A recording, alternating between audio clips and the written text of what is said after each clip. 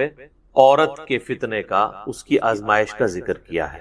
پھر اس کے بعد بیٹے، اس کے بعد پھر سونا اور چاندی کے جو جوڑے ہوئے خزانے یعنی کرنسی آج کی ماڈرن فارم، اس کے بعد نشان لگے ہوئے گھوڑے آج کی ماڈرن فارم، مہنگی مہنگی گاڑیاں، اس کے بعد پھر چوپائے اور کھیتی، آج کل کے آپ پلاٹ سمجھ لیں، چاہے وہ زرعی اراضی ہو یا دوسری ہو.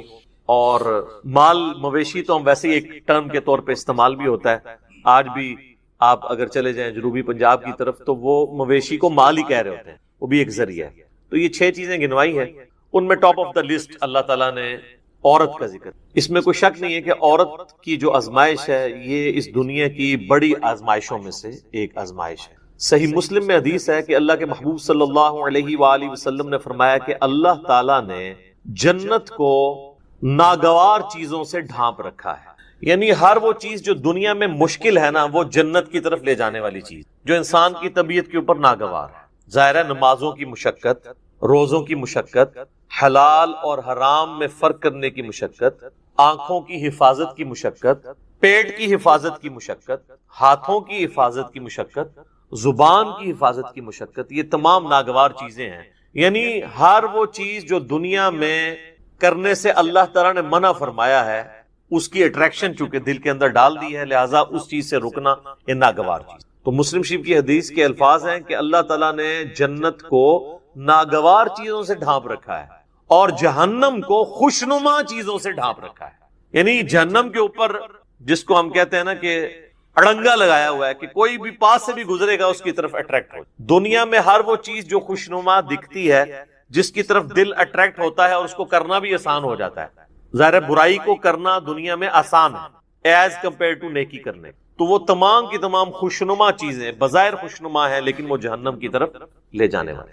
اسی کی ایکسپلینیشن اس حدیث میں ہے جو سنن ابی داؤد، جامع ترمذی، سنن نسائی، ابن ماجہ میں موجود ہے کہ جب اللہ تعالیٰ نے جنت کو پیدا فرمایا تو حضرت جبرائیل علیہ السلام سے کہا کہ جائیں اور جنت دیکھ کر آئیں. تو جب واپس آئے تو اللہ نے پوچھا کیسا پایا؟ تو انہوں نے کہا یا اللہ کمال جگہ تو نے بنائی ہے، مجھے نہیں لگتا کہ کوئی شخص تن من دھن نہ لگا دے اس جنت میں پہنچنے کے لیے، یہ تو ساری جنت میں پہنچ جائیں گے، جگہ ہی ایسی ہے. اللہ تعالیٰ نے پھر جنت کو ناگوار چیزوں سے ڈھانپ دیا اور پھر کہا کہ اب جا کے جنت کو دیکھو. جنت کو جب جبرائیل علیہ السلام نے دیکھا تو انہوں نے لگا کہا یا اللہ مجھے نہیں لگتا کہ اب کوئی شخص جنت میں جانے میں کامیاب ہوگا، کیونکہ تو نے اس میں ہرڈلز ہی اتنی ڈال دی ہیں کہ جنت تک پہنچنے کے لیے وہ تمام آبسٹیکلز عبور کرنی. پھر اللہ نے کہا جا کے ذرا جہنم کو وزٹ کرو. واپس آئے، کہا یا اللہ توبہ توبہ، یہ تو بڑی سختی کی جگہ ہے، کوئی شخص بھی کوئی ایسا عمل کرنے کی کوشش نہیں کرے گا کہ وہ اس تک پہنچ جائے. پھر اللہ تعالیٰ نے جہنم کو خوشنما چیزوں سے ڈھانپ دیا اور پھر فرمایا کہ جاؤ اب جا کے جہنم وزٹ کرو. اور جب وزٹ کر کے آئے تو انہوں نے کہا یا اللہ مجھے نہیں لگتا کہ کوئی بندہ جہنم میں جانے سے بچ سکے گا، کیونکہ اٹریکشن ہی اتنی رکھی ہے تو نے. جہنم کے اندر نہیں، جہنم کے باہر، جس کو پنجابی سے کہنا ہے کڑگا لگیا ہوا ہے شکار کرنے کے لیے. اسی ازمائش کے اوپر تو پھر جنت ہے. تو وہ جو خوشنما چیزیں جنہوں نے جہنم کو ڈھانپ رکھا ہے، ان میں سے پہلی چیز عورت کا فتنہ. صحیح مسلم میں حدیث ہے، نبی صلی اللہ علیہ وآلہ وسلم نے فرمایا کہ دنیا متاع ہے، برتنے کی جگہ ہے، اور سب سے بہترین متاع نیک بیوی ہے. دوسری طرف یہ بھی اسپیکٹ ہے کہ نیک بیوی جنت تک پہنچنے کا ذریعہ بن سکتی. عورت آزمائش ضرور ہے، لیکن اگر نیک عورت ہوگی، نیک بیوی ہوگی تو دنیا میں اس سے بہترین برتنے کی کوئی چیز نہیں. دنیا میں بھی نفع اور آخرت میں جانے کا، جنت میں جانے کا سبب بھی. ایک اور حدیث ہے بخاری اور مسلم دونوں میں، نبی صلی اللہ علیہ وآلہ وسلم نے فرمایا میں اپنے بعد تمہارے لیے عورت سے بڑا کوئی فتنہ شمار نہیں کرتا. یہ آپ اسلام نے اپنے وفات کے دنوں میں وصیتیں کرتے ہوئے فرمایا کہ میرے بعد سب سے بڑی آزمائش جو تم پہ ہے وہ عورت کے فتنے میں آئے گی. اب عورت کا فتنہ ایک تو سیکس کے پوائنٹ آف ویو سے بھی ہو سکتا ہے اور ایک اس پوائنٹ آف ویو سے کہ کوئی شخص اپنی بیوی کی محبت کے اندر جو جائز ہے ایکسٹریم رویہ اڈاپٹ کرے کہ اللہ کی حدوں کو توڑ دے، یا بیویوں کے ساتھ حسن سلوک نہ کرے اور ان کے جو جائز حقوق ہیں ان کو نہ دے اور اس کے سبب اللہ تعالیٰ کے وہ عذاب کا مستحق ہو. دونوں صورتوں میں عورت آزمائش ہے. ایک اور حدیث ہے بخاری اور مسلم میں، تیسری حدیث، یہ آلموسٹ 12 احادیث ہیں جو میں اس میں کور کروں گا. تیسری حدیث بخاری اور مسلم دونوں میں موجود ہے. دو تو میں چونکہ تمہیدن بیان کر چکا ہوں، یہ 10 احادیث ہے کنزیکٹیو کہ نبی صلی اللہ علیہ وآلہ وسلم نے فرمایا کہ عورتوں کے پاس جانے سے بچو، یعنی ان عورتوں سے مراد غیر محرم عورتیں۔ تو صحابہ نے پوچھا کہ دیور کے بارے میں آپ کا کیا پوائنٹ آف ویو ہے؟ تو آپ نے فرمایا دیور تو موت ہے، یعنی سب سے زیادہ پردے کا اہتمام دیور سے کرنے کی ضرورت ہے۔ ظاہر ہے ایک گھر کے اندر تو فزیکل پردہ مشکل ہے، بہتر تو یہ کہ الگ گھر ہو، تو وہاں پھر نگاہوں کا پردہ ہوگا، نگاہ جھکا کر بات کرنا، جسے غض بصر کہا جاتا ہے عربی میں۔ سورۃ النور کے اندر اس کی تلقین ہے۔ اس کانٹیکسٹ میں میں نے 2 ڈیٹیل لیکچر دیے ہیں، مسئلہ نمبر 161A غض بصر سے متعلق 17 صحیح الاسناد حدیث، اور اسی کا پارٹ B تھا 161B مسئلہ عورتوں کے حجاب اور پردے سے متعلق۔ چوتھی حدیث جامعہ ترمذی میں ہے کہ نبی صلی اللہ علیہ وآلہ وسلم نے فرمایا کہ جب کوئی 2 مرد و عورت کسی جگہ الگ ہوتے ہیں، اب ظاہر اس سے مراد میاں بیوی نہیں، جو نامحرم رشتہ ہے، تو تیسرا ان میں شیطان ہوتا ہے۔ تو یہ جو لوگ کہتے ہیں نا جی ہماری محبت بڑی پاکیزہ محبت ہے، اور ہر بندے نے پاکیزگی کی لیمٹس بھی اپنی رکھی ہوئی ہیں۔ کوئی شخص صرف فون پہ بات کرنے کو پاکیزہ محبت سمجھتا ہے، کوئی ہاتھ لگانے کو پاکیزہ محبت سمجھتا ہے، کوئی ایک سٹیپ اس سے آگے جانے کو پاکیزہ محبت سمجھتا ہے، اور اس سے آگے جانے کو وہ گناہ شمار کرتا ہے۔ حالانکہ اسلام میں نامحرم مرد و عورت کا کوئی اس اعتبار سے رشتہ نہیں ہے، حتیٰ کہ یہ جو منگیتر والا کانسیپٹ ہے نا، یہ بھی غلط ہے۔ منگیتر بھی آپس میں نامحرم ہے جب تک کہ نکاح نہ ہو جائے۔ آفیشیل بانڈنگ جو شریعت میں ہے وہ نکاح کا بانڈ ہے، تو بہتر یہ کہ یہ منگنی کرنے کی بجائے نا نکاح ڈائریکٹ کرنا چاہیے۔ اس کے بعد اگر مرد و عورت آپس میں فون کے اوپر رابطہ رکھنا چاہتے ہیں تو وہ ضرور رکھیں، لیکن فون تک ہی، اس سے آگے نہیں، کیونکہ نکاح کے بعد جب تک رخصتی نہ ہو تو مرد و عورت آپس میں کوئی بھی کسی قسم کا تعلق قائم نہیں کر سکتے، ورنہ تو یہ معاشرے کی جڑیں ہی پھر کٹ جائیں گی، اور اس قسم کے کیسز پھر سامنے آتے ہیں، اور وہ آپ جوڈیشری میں بھی پروف نہیں کر سکتے، اور پھر معاملات کہاں سے کہاں بگڑ جاتے ہیں۔ لہٰذا یہ کہنا کہ جی نکاح ہو گیا تو اب ہر طرح کا تعلق جائز ہو گیا، نہیں، جب تک رخصتی نہ ہو نکاح کے بعد والے تعلقات اس کے لیے جائز نہیں ہوں گے۔ 5ویں حدیث صحیح مسلم کی ہے، نبی علیہ السلام سے پوچھا گیا جو اچانک نظر اٹھ جاتی ہے، تو آپ نے فرمایا کہ اللہ نے مجھے اس چیز سے منع کیا ہے اور حکم دیا ہے کہ اگر اچانک نظر اٹھ جائے تو میں فوراً اپنی نظر ہٹا لوں۔ تو یعنی وہ نظر آپ نے یہ نہیں ہے کہ گھر چھوڑ کے آنا ایک نظر کے اندر، کہتا نہیں پہلی نظر معاف ہے۔ پہلی نظر سے مراد دیکھنا نہیں ہے، پہلی نظر سے مراد ہے کسی شخص کا نامحرم کے بارے میں اس کو یہ پتہ چل جانا، تو پہلی نظر اس کی ہو گئی۔ اب جان بوجھ کے چاہے وہ پہلی نظر بھی ڈالے گا تو اس کی دوسری شمار ہوگی۔ 6ٹھی حدیث بخاری اور مسلم دونوں میں ہے، نبی علیہ السلام نے فرمایا کہ اے نوجوانوں کے گروہ، تم میں سے جس میں استطاعت ہو وہ نکاح کرے، اور اگر نکاح نہیں کر سکتا، یعنی اس کی فائنینشیل حالت ایسی نہیں ہے، تو وہ پھر روزے رکھ کے اپنی شہوت کو ٹھنڈا کرے۔ اور اس میں الفاظ ہیں نکاح کرو، نکاح کرنا تمہاری عفت اور عصمت کی حفاظت اور شرمگاہ کی حفاظت کا ذریعہ ہے، اور یہ نگاہیں نیچی رکھنے کا ذریعہ۔ اب یہ بھی ایک تلخ حقیقت ہے کہ ہمارے معاشرے میں نکاح کی سرمنی اور شادی کی سرمنی اتنی مشکل کر دی گئی ہے کہ جو لوگ فائنینشلی افورڈ بھی کر رہے ہوتے ہیں پھر بھی حالات و واقعات ان کے لیے ایسے نہیں بن پاتے کہ وہ شادی کر سکیں۔ اور دوسری طرف یہ بھی ایکسٹریم ہے کہ ایک شخص فیملی کو سپورٹ کر ہی نہیں سکتا اور آپ زبردستی اس کی شادی کروا دیں کہ جی یہ بعد میں بندے کا پتر بن جائے گا، الٹا آپ 2 خاندانوں میں لڑائیاں ڈلوا دیں گے۔ تو یہ بھی کوئی اپروچ نہیں ہے۔ اور اس حدیث میں جو استطاعت ہے اس سے مراد اس کی سیکچول استطاعت نہیں ہے بلکہ فائنینشیل استطاعت کا ذکر، کہ فائنینشلی اگر وہ استطاعت رکھتا ہے تو وہ نکاح کرے گا، ورنہ یہ تو نہ ہوتا کہ جس کی استطاعت نہیں ہے تو وہ روزے رکھے۔ اگر اس سے مراد وہ سیکچول چیز ہوتی پھر تو روزے بھی رکھنے کی ضرورت نہیں تھی اس کو، تو اس سے مراد وہی چیز۔ اس میں اکثر وہ مشہور کیا جی غریب آدمی ہے، حضور نے کہا شادی کر لو، اور غریب ہو گیا، کہا دوسری کر لو، اور غریب ہو گیا، تیسری کر لو، چوتھی کر لو، پھر وہ امیر ہو گیا۔ سر اس طرح نہیں کوئی امیر ہوتا، بیڑا گرک کیتا ہے۔ یہ بالکل جھوٹی روایتیں ہیں، یہ میرا خیال ہے کنواروں نے گھڑی ہوئی ہے۔ ان روایتوں سے پھر بھی شادی نہیں ہونے کی جن کی نہیں ہونی۔ اچھا 7ویں حدیث ہے صحیح بخاری میں، آپ صلی اللہ علیہ وآلہ وسلم نے فرمایا جو شخص مجھے اپنی زبان اور شرمگاہ کی حفاظت کی ذمہ داری دے دے میں اسے جنت کی گارنٹی دیتا ہوں۔ اب یہ 2 چیزیں جو ہے نا یہ بہت کریٹیکل ہیں، زبان اور شرمگاہ کا معاملہ۔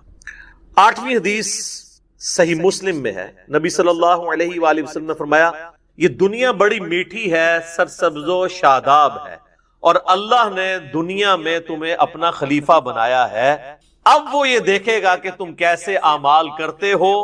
اور پھر آپ علیہ السلام نے فرمایا کہ تم دنیا اور عورت کے فتنے سے بچنا. دو چیزیں فرمائی، دنیا کی محبت، اس کی دولت کی محبت، اور عورت. یہ کیسی کنکلوڈنگ گفتگو ہے کہ اللہ نے تمہاری آزمائش ان دو چیزوں میں رکھ دی، عورت اور مال. باقی آپ جتنے بھی دیکھیں گے وہ اسی کی کرولریز ہوں گی. اچھی گاڑی مال کی کرولری ہے، زیادہ پلاٹس مال کی کرولری ہے. تو دنیا کی محبت، اس کے مال کی محبت، اور عورت سے بچنا. اللہم انی اعوذ بک من فتنۃ النساء، اللہم انی اعوذ بک من فتنۃ الدنیا وعذاب الآخرہ، آمین ثم آمین.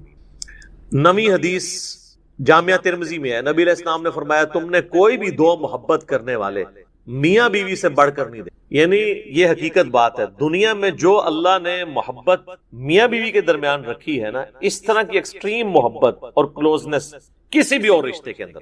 اسلام میں خاندان کی اکائی ہی میاں بیوی ہے. ویسے انڈیا پاکستان میں تو ماں باپ کو ذرا اوپر کا درجہ دیا جاتا ہے، وہ جس لیول پہ درجہ ہے وہ اپنی جگہ ہے، لیکن جو بیسک یونٹ ہے نا خاندان کا، وہ میاں بیوی کا رشتہ ہے. اسی لیے تو مسلم شریف میں آتا ہے نا کہ شیطان کا تخت پانیوں پہ لگا ہوا ہے. جو آج کل کے ماڈرن سکالرز کا موقف ہے، ہو سکتا ہے یہ برمودا ٹرائنگل پہ ہی شیطان کا تخت لگا ہو، اور وہ شام کے وقت اپنے سارے چیلوں سے رپورٹ لیتا ہے. تو ہر اس کا چیلا آ کے مختلف قسم کے گناہ گنواتا ہے کہ آج میں نے فلاں سے فلاں کروائی، فلاں سے فلاں گناہ کروایا.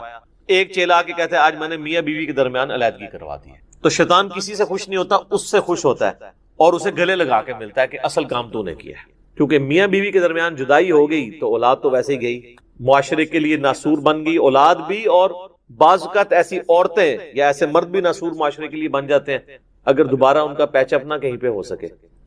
تو تم نے کوئی بھی محبت کرنے والے میاں بیوی سے بڑھ کے نہیں دیکھے ہوں. 10ویں حدیث صحیح مسلم میں ہے، نبی صلی اللہ علیہ وآلہ وسلم نے فرمایا سبحان اللہ کہنا بھی صدقہ ہے، الحمدللہ کہنا بھی صدقہ ہے. یہ صدقہ پنجابی والا نہیں، عربی میں صدقہ کہتے ہیں نیکی کے کام کو. اللہ اکبر کہنا بھی صدقہ ہے، لا الہ الا اللہ کہنا بھی صدقہ ہے، اور راستے سے تکلیف دہ چیز کو دور کر دینا بھی صدقہ ہے.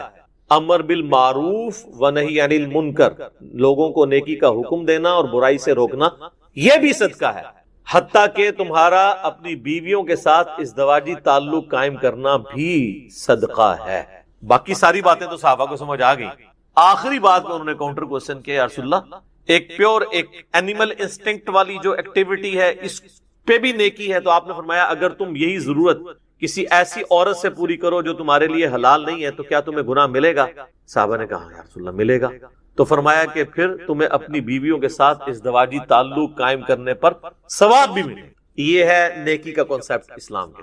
تو یہ میں نے 12 احادیث کور کی ہیں آلموسٹ. اس میں نے کراس ریفرنس میں مزید بھی کر دی، 2 تمہیدن اور 10 جو ہے وہ عورتوں کے فتنے کے پوائنٹ آف ویو سے. ابھی بھی کئی باتیں ہیں جو بیان ہو سکتی ہیں، لیکن یہ قرآن کلاس اس کی متحمل نہیں کہ میں اسے ڈیٹیل سے بیان کروں. مسئلہ نمبر 161A، نگاہوں کی حفاظت سے متعلق 17 صحیح الاسناد احادیث اور قرآن حکیم کی آیات سورۃ النور کی، اور اسی کا پارٹ B تھا 161B مسئلہ، وہ عورتوں کے حجاب سے متعلق. اور ایک اور میرا لیکچر ہے مسئلہ نمبر 51، رزق حرام کی مذمت، دنیا پرستی کا انجام اور اس کا علاج. اس میں میں نے 11 آیات قرآن حکیم سے کراس ریفرنس کے طور پر دنیا کی مال کی محبت کے حوالے سے ڈسکس کی ہیں، اور 17 صحیح الاسناد احادیث بھی اس میں ڈسکس کی ہیں. آج اس ڈیٹیل میں جانے کی ضرورت نہیں ہے. بہرحال چونکہ یہ ایک کریٹیکل ٹاپک تھا اور پوری دنیا میں مانا جاتا ہے، فرائیڈ بھی یہی کہتا ہے کہ دنیا میں سب سے امپورٹنٹ جذبہ جو ہے وہ سیکس کا ہے، باقی ساری چیزیں بعد میں آتی ہیں. اور دیکھیں کسی حد تک قرآن نے اس کی بات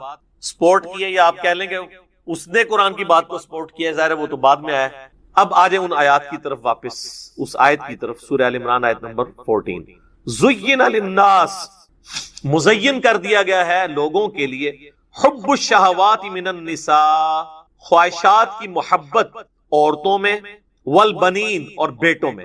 قبائلی سسٹم میں بیٹوں کی بڑی امپورٹنس تھی، جس کے زیادہ بیٹے ہوتے تھے زیادہ طاقتور. آج کل بھی جس کے زیادہ بیٹے ہیں اور تابع فرمان ہیں اور ساروں سے وہ جیب خرچ لیتا ہے، اور جو نہیں دیتا زبردستی چھین لیتا ہے، وہ سنن ابن ماجہ کی حدیث سنا کے کہ تو اور تیرا مال تیرے باپ کا ہے. تو بیٹوں کی امپورٹنس تو ہے.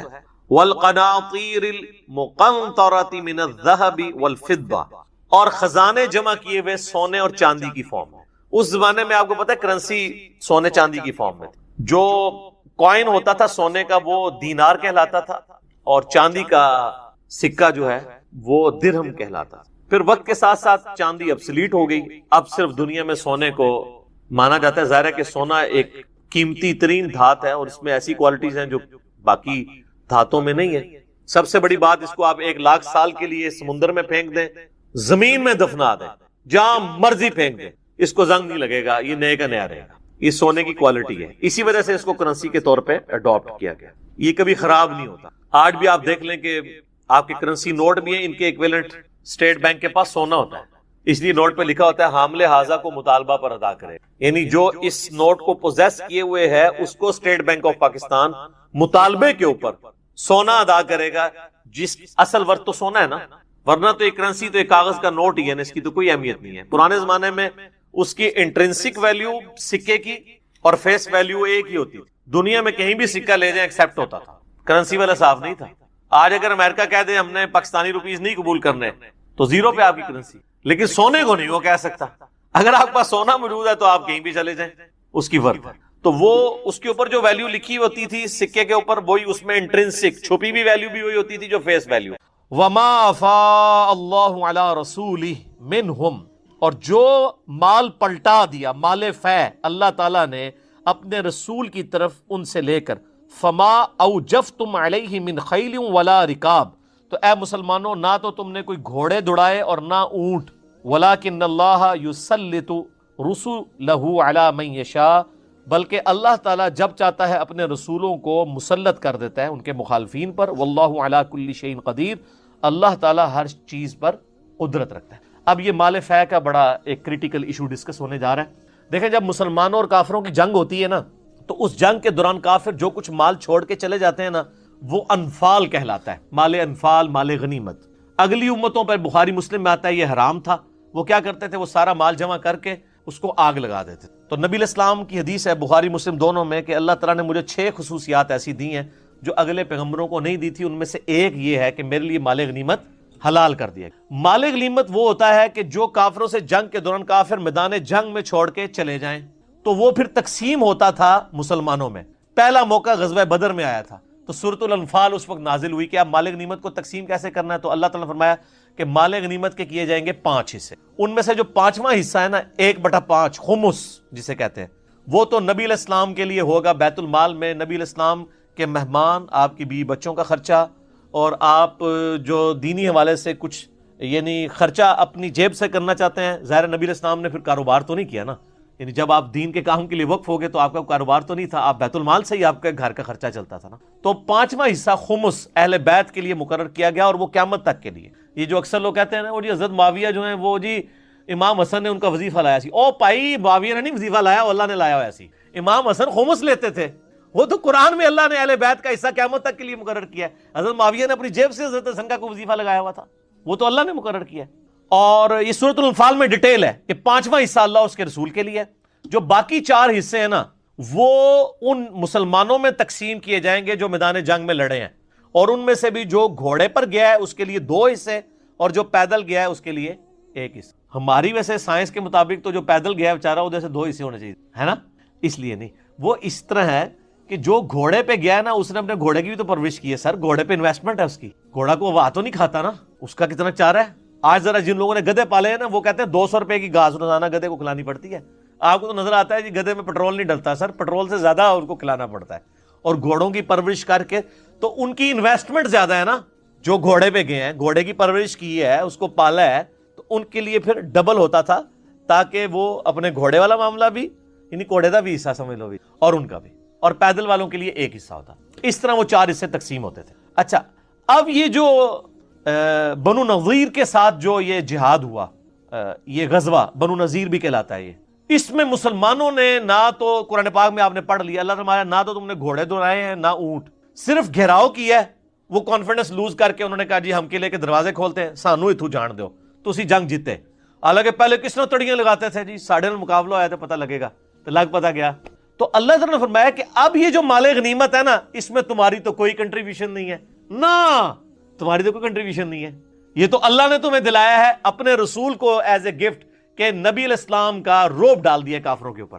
لہذا اب یہ مال مال غنیمت نہیں بلکہ مال فے ہوگا. یہ الفاظ آگے نا, وما افا اللہ, اللہ نے یہ مال فے دیا. اچھا اب مال فے کے لیے کیا حکم ہوگا؟ اس کے لیے تو تھا 5واں حصہ اللہ اور اس کے رسول کے لیے, باقی 4 حصے ان میں تقسیم. مال فے کے لیے کیا ہوگا؟ سر مال فے کے لیے کہ ٹوٹل نبی علیہ السلام کا وہ اور بیت المال کا حصہ ہے. نبی علیہ السلام کی یہ یعنی اتھارٹی ہے کہ وہ خود دیکھیں کہ کون سے غریب اصحاب ہیں, ان کی خدمت کر دیں اس بیت المال میں سے, چاہے وہ جنگ میں شریک ہوئے ہیں نہیں ہوئے ہیں, اس کو چھوڑ دیا جائے. یعنی ٹوٹل آپ صلی اللہ علیہ وآلہ وسلم کے ہاتھ میں ہے, یا آپ علیہ السلام کے بعد جو امیر المومنین مسلمانوں کا ہوگا اس کا اختیار ہوگا مال فے کا. یہ مال فے کا مسئلہ بہت کریٹیکل ہے, یہ اس سے بڑی کریٹیکلٹی اختیار کر گیا حضرت عمر کے دور میں. اب آپ کو سمجھ آئے گا یہ صورت کتنی امپورٹنٹ ہے. یہ پوری کدھر کور ہو سکتی تھی سر؟ یہ تو 7-8 آیات ہی کور ہو جائیں, بڑی بات ہے. ہوا یہ کہ جب حضرت عمر کے دور میں قادسیہ کے اندر پوری پرشین امپائر مسلمانوں کے پاس آ گئی, یرموک میں رومن امپائر کا کافی حصہ آ گیا. اب دوبارہ سے بحث چھڑ گئی کہ جنگ یرموک اور قادسیہ کے بعد جو مسلمانوں کو اتنی زمینیں ملی ہیں وہ تو سر پاکستان جیسے کتنے ملک تھے, تو کیا یہ مال غنیمت ہوگا یا مال فے ہوگا؟ جو صحابہ جنگیں لڑنے کے لیے گئے تھے انہوں نے کہا یہ تو مال غنیمت ہے, یہ پورے ملک ہمیں تقسیم کیے جائے. تو سر پھر ایک صحابی نو ایک پاکستان جتنا ملک ملنا سی. حضرت عمر نے کہا نہ, کتنے بڑے جید صحابہ تھے جن کا یہ مشورہ تھا, عبد الرحمن بن عوف, حضرت بلال حبشی, باقی لوگوں کا, کہ جی یہ مال غنیمت ہے. لہٰذا جس آرمی نے یہ رومن اور پرشین امپائر کو گرایا ہے یرموک اور قادسیہ میں, یہ پوری امپائرز ان میں تقسیم کر دی جائیں. جس طرح وہ انگریزوں کے دور میں ہوتا تھا نا کہ وہ چودھری جو ان کے لیے غداریاں کرتے تھے ان کو کہتے تھے جی صبح سے شام تک گھوڑا دوڑاؤ, جہاں تک گھوڑا چلا جائے وہ ساری زمین ہے. یہ جو ہمارے بڑے بڑے جو یہاں پہ سرمایہ دار بیٹھے ہوئے ہیں ان کے باؤ اجداد کو یہ زمینیں غداریوں کے عوض ملی ہوئی, اتنے بڑے بڑے مربع. یہی کام حضرت عمر فاروق رضی اللہ تعالیٰ کو مشورہ دیا گیا کہ جی تو مال غنیمت تو ان مسلمانوں کی کنٹریبیوشن ہے, انہی میں تقسیم کیا جائے. سر اتنے بڑے بڑے ملک چند ہزار لوگوں میں تقسیم کر دیے جائیں تو باقی کدھر جائیں؟ تو حضرت عمر فاروق رضی اللہ تعالیٰ نے صحابہ کرام کی میٹنگ کال کی, اور سر یہ پوری میٹنگ عمر سیریز میں انہوں نے فلمائی ہے, جس میں حضرت علی بیٹھے ہوئے ہیں, حضرت عثمان بیٹھے ہوئے ہیں, عبد الرحمن بن عوف بھی بیٹھے ہوئے ہیں. پورا مشورہ ہوتا ہے جناب, پوری برین سٹارمنگ ہوتی ہے, دونوں طرف سے دلائل رکھے جاتے ہیں. حضرت عمر کہتے ہیں بھائی میرا مشورہ تو یہ ہے اس کو مال فے کاؤنٹ کیا جائے گا جو زمینیں فتح ہوئی ہیں. الٹیمیٹلی شرح صدر ہوا باقی اصحاب کو بھی کہ حضرت عمر کا یہ مشورہ صحیح ہے. حضرت عمر نے پھر انہی آیات سے سہارا لیا. یہ جو آیات ہم نے ایک آیت کور کی ہے اور ایک آیت اگلی ہے, وہ بڑی کریٹیکل آیت ہے جس میں اللہ تعالیٰ نے فرمایا کہ اگر یہ مال فے یعنی لوگوں میں تقسیم کیا جائے گا, کہیں ایسا نہ ہو کئی لا یکون دولتم بین الاغنیاء منکم, ایسا نہ ہو کہ مال گردش ہی کرتا رہے صرف امیروں کے درمیان. اس کے اوپر آج جناب پوری اسلامک بینکنگ اس کے اوپر کھڑی ہوئی ہے. ہم جو یہ کہتے ہیں نا سودی نظام استحصالی نظام ہے, اسی بنیاد پر جو یہ آیت نمبر ہے 7, یہ ہم بعد میں کور کریں گے, میں پہلے اس بات کو مکمل کر لوں مال فے والی, کہ اللہ تعالیٰ ہمارا یہ نہ ہو کہ امیروں میں ہی مال گھومتا رہے, غریب غریب ہی رہے, امیر امیر تار ہوتا جائے.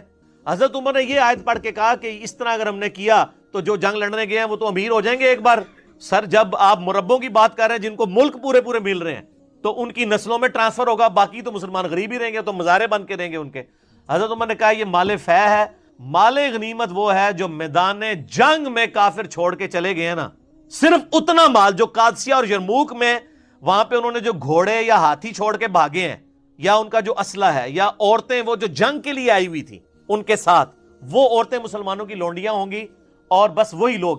ورنہ تو سر پوری رومن اور پرشین امپائر مسلمانوں کی لونڈیاں بن جاتی.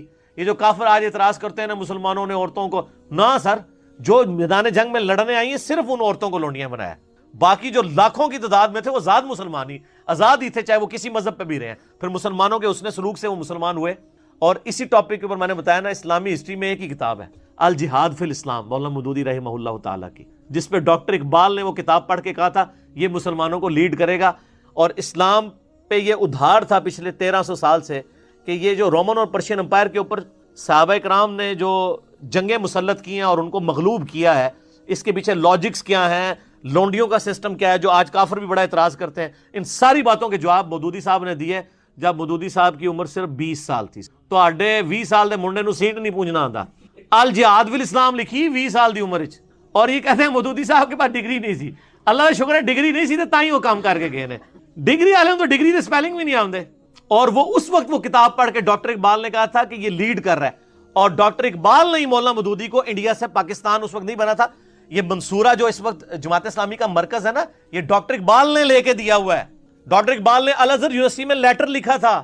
الازہر یونیورسٹی مسلمانوں کی سب سے پرانی یونیورسٹی ہے, 330 ہجری میں بنی ہے, آج 1440 ہجری ہے, 1100 سال ہو چکے ہیں الازہر یونیورسٹی کو. وہاں انہوں نے خط لکھا کہ جی ہمیں کوئی اسکالر دے سب کانٹیننٹ کے لیے. انہوں نے کہا آپ کے پاس تو وہ اسکالر جو ہمارے پاس بھی نہیں ہے, مودودی. پھر مودودی صاحب کو منت مار مار کے ڈاکٹر اقبال نے خط لکھ کے کہ آپ ادھر آ جائیں. یہ منصورہ والی جگہ جو آج مرکز ہے جماعت اسلامی کا, یہ پورا ایریا مودودی صاحب کو ڈاکٹر اقبال نے لے کے دیا تھا. یار ڈاکٹر اقبال کے مسلمانوں پہ بڑے احسان ہیں. محمد علی جناح کو کس نے بلایا تھا سب کانٹیننٹ میں اور مسلم لیگ والے کی تھی؟ ڈاکٹر اقبال نے. وہ تو مایوس ہو کے چلے گئے تھے, وہ تو مسلمان اور ہندوؤں کا اتحاد چاہتے تھے, پھر کانگریس سے مایوس ہوئے, پھر دوبارہ سے. اور دوسرا یہ احسان مودودی صاحب, اور مودودی صاحب کے امت پہ 2 احسانات ہیں, ڈاکٹر اسرار اور ڈاکٹر فرحت ہاشمی. یہ 2 احسانات مودودی صاحب کے ہیں, کیونکہ ڈاکٹر فرحت ہاشمی کے والد جماعت اسلامی کے سرگودا کے امیر تھے, اور ڈاکٹر اسرار تو پوری زندگی انہی سے اکتساب کرتے رہے. تو جی ہاں وہ بھی خیر وہ تو ایک معاملہ اور طرف چل پائے گا. دیکھیں اپنے بزرگ سارے نے یاد آنے کون رکھو, ٹھیک ہے.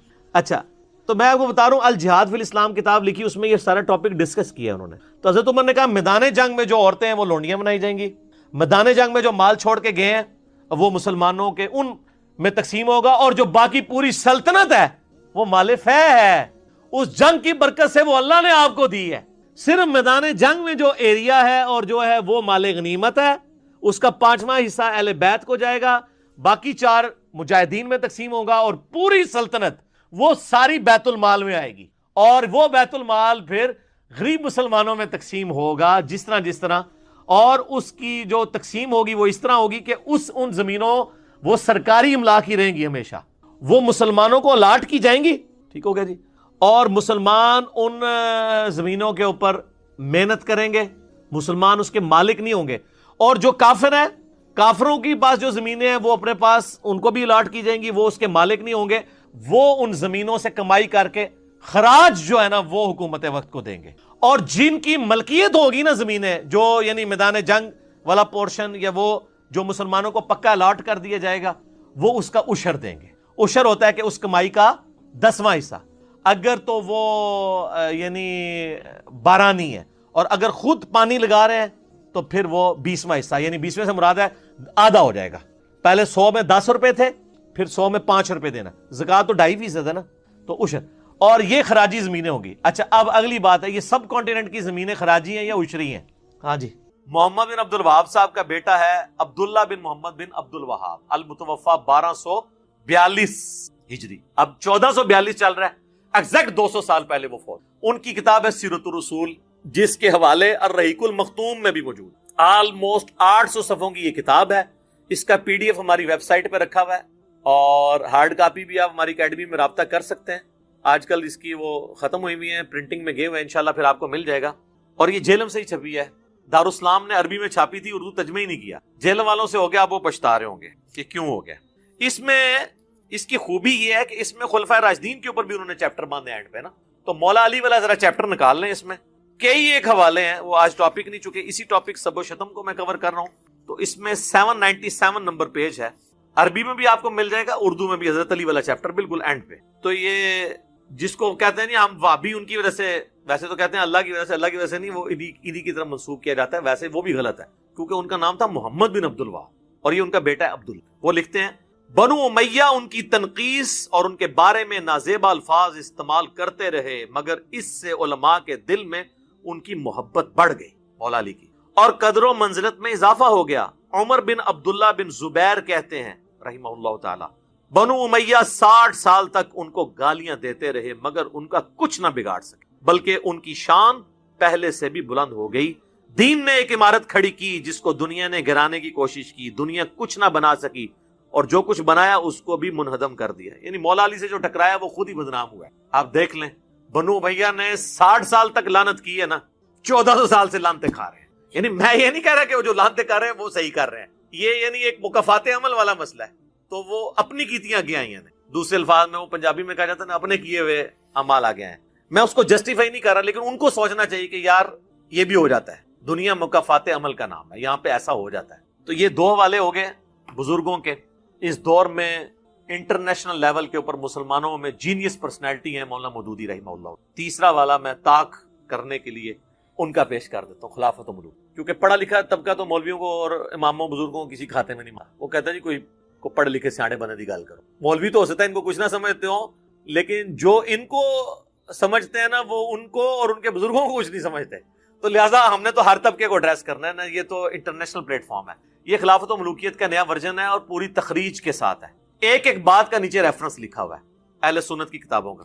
اس میں جو چیپٹر ہے نا حضرت معاویہ رضی اللہ تعالیٰ عنہ کا عہد، اس میں وہ لکھتے ہیں ایک اور نہایت مکروہ بدعت حضرت معاویہ رضی اللہ تعالیٰ عنہ کے عہد میں یہ شروع ہوئی کہ وہ خود اور ان کے حکم سے ان کے تمام گورنر خطبوں میں برسر ممبر حضرت علی رضی اللہ تعالیٰ عنہ پر سب و شتم کی بوچھاڑ کرتے تھے، حتیٰ کہ مسجد نبوی میں ممبر رسول صلی اللہ علیہ وآلہ وسلم پر عین روضہ نبوی کے سامنے حضور صلی اللہ علیہ وآلہ وسلم کے محبوب ترین عزیز کو گالیاں دی جاتی تھیں، اور حضرت علی رضی اللہ تعالیٰ عنہ کی اولاد اور ان کے قریب ترین رشتہ دار اپنے کانوں سے یہ گالیاں سنتے تھے.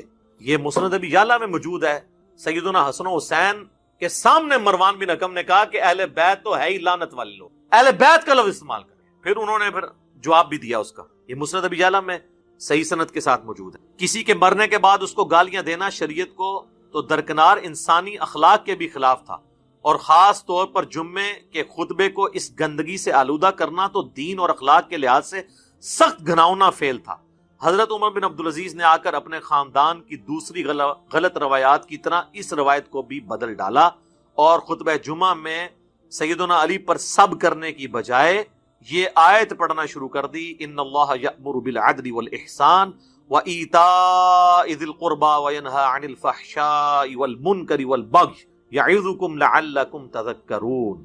اب یہی بات مودودی صاحب نے جب لکھی نا تو علماء کہتے ہیں مودودی پتہ نہیں کہاں بیٹھ کے کرتا رہتا. میں نے اس سے پہلے بابوں کے والے دی، حالانکہ یہ ہمارے لیے نہیں ہے. کیوں؟ کیونکہ ہم تو کہتے ہیں کہ مرنے سے پہلے اے مسلمان کر لے اس پہ غور، کتابوں کا خدا اور ہے، بابوں کا خدا اور. تو یہ آپ جن بابوں کو مانتے تھے نا، ہم نے انہی کی کتابوں کے حوالے آپ کو پہ یہ حوالے تھے آپ کے لیے. ویسے آپ کا تو چیپٹر یہیں پہ کلوز ہو جاتا ہے، کیونکہ یہ تو کہتے ہیں جب بزرگ فرما دے تو دلیل تو ان سے مانگنا ہی گستاخی ہے.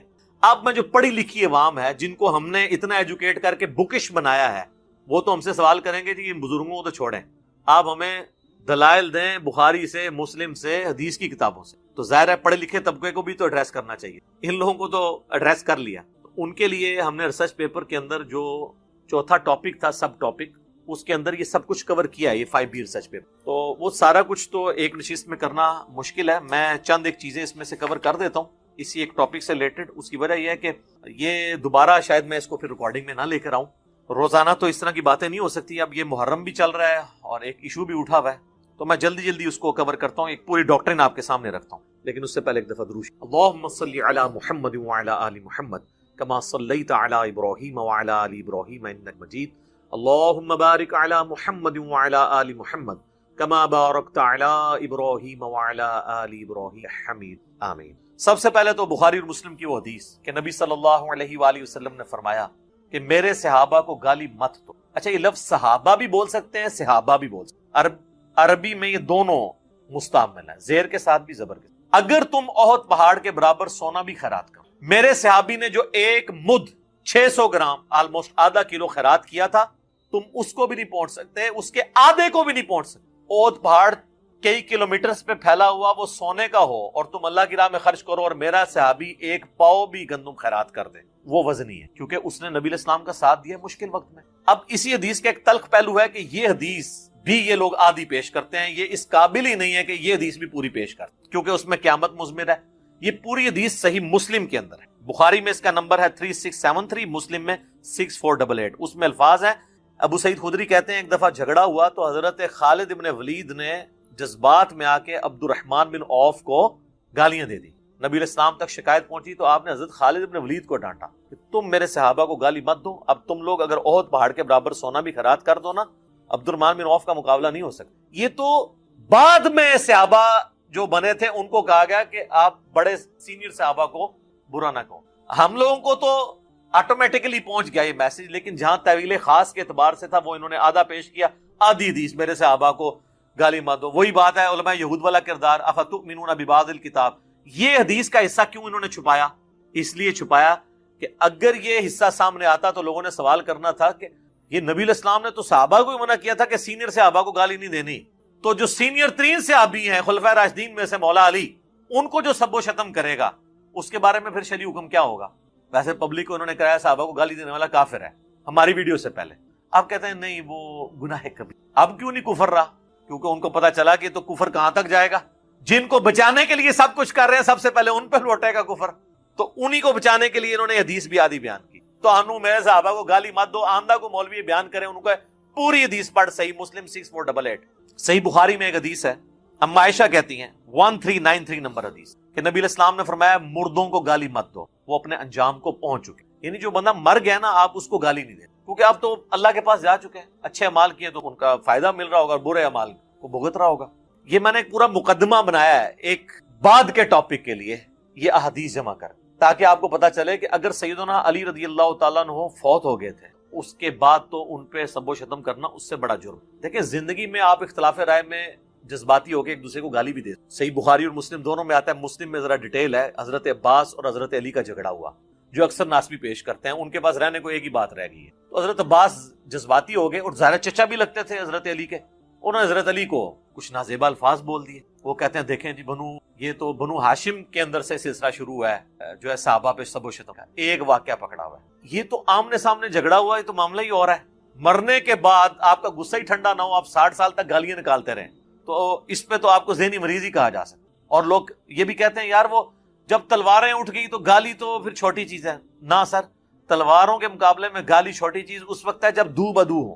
جب ایک بندہ مر جائے, مرنے کے بعد تو دشمن کا بھی ذکر لوگ طریقے سے کرتے ہیں. مرنے کے بعد ممبروں پہ مسجد کے اندر اس پہ لانتیں کروائی جائیں, تو یہ اس کے خلاف تلوار اٹھانے سے بڑا جرم ہے. یہ تو آپ کے خود اپنے نفسیاتی مریض ہونے کا ثبوت ہے, اور اخلاقیات کے ایک پست ترین لیول پہ ہونے کا ثبوت ہے اگر آپ یہ حرکت. تو یہ اپنے ویٹیج میں اس سے بڑا جرم ہے تلوار اٹھانے سے. وہ تو ایک واقعہ ہوا, وہ تو صحیح مسلم میں حدیث ہے, چچا باپ کی مثل ہوتا ہے. تو حضرت علی کے باپ کی حیثیت سے تھے حضرت عباس. باپ اگر اپنے بیٹے کو غصے میں گالی دے لے اور ایک دفعہ دے لے, یہ تو نہیں کہ حضرت عباس جو ہے وہ روزانہ ممبر پہ چڑھ جاتے تھے اور حضرت علی پہ سب و شتم کرتے تھے, پھر آگے ان کی اولاد بھی وہ حضرت علی کی وفات کے بعد بھی اپنے باپ کے اس واقعے کو یاد کر کر کے تو جناب ممبروں پہ لعنت کیا کر. نعوذ باللہ, وہ کہانی کرائیں جو آپ ایکسیپٹ کریں. اس لیے دیکھیں پڑھا لکھا طبقہ کہتا ہے یار علماء میں تو کامن سینس بھی نہیں ہے, پھر کہتے ہیں علماء کی عزت نہیں ہے. یار آپ اپنی عزت کروائیں نا. تو یہ دو چیزوں کو آپ مکس کرتے ہیں. میں ساتھ ساتھ نا ہر چیز کلیئر کر رہا ہوں, کوئی چیز رہ گی نا آپ نے اینڈ پہ مجھے یاد کرا دیں, تسی بھی بڑے ایکسپرٹ ہو. میں کوشش کریں کوئی شہر ہوئے نا, کوئی دوبارہ تو ریکارڈنگ نہیں میں نے کروانی. اچھا, بخاری اور مسلم دونوں میں حدیث ہے. بخاری میں 6788, مسلم میں 4410. ایک فاطمہ نامی عورت کی چوری کا مقدمہ حضور کے پاس آیا. لوگوں نے سفارش کے لیے اسامہ بن زید کو بھی, اونچے خاندان سے. نبی علیہ السلام کو جلال آیا, آپ نے مسجد میں ممبر رکھا اور آپ نے خطبہ دیا. آپ نے فرمایا تم سے اگلی قومیں اس لیے ہلاک ہوئی کہ ان کے اشرافیہ کے لیے الگ قوانین اور عام لوگوں کے لیے الگ ہوتے تھے. اللہ کی قسم میری بیٹی فاطمہ بھی چوری کرتی تو میں اس کے بھی ہاتھ کاٹتی. یہ نبی علیہ السلام نے بتایا کہ جب کوئی جرم کرے گا نا, پھر یہ نہیں دیکھا جائے گا کہ وہ فاطمہ بنت محمد ہے یا وہ عام فاطمہ ہے. جو جرم کرے گا وہ مجرم ہوگا. اگر سیدہ فاطمہ کے بارے میں نبی علیہ السلام یہ بات کہہ رہے ہیں, تو جو لوگ فتح مکہ پر معافی مانگ کر مسلمان ہوئے یا طلقاء ہیں, اگرچہ وہ صحابی ہیں, ان کا مرتبہ تو بہت نیچے ہے نا سیدہ فاطمہ کے مقابلے میں. وہ اگر کوئی غلط چیز کریں گے تو نبی علیہ السلام کا حکم ان پہ بھی ہے, جسے فٹ اسے گفٹ. اس سے بھی بڑھ کر جامعہ ترمذی کے اندر حدیث موجود ہے 824. شیخ البانی, شیخ زبیر علی زئی دونوں صحیح کہتے ہیں. اہل حدیث کے ہر ممبر سے بیان ہوتی ہے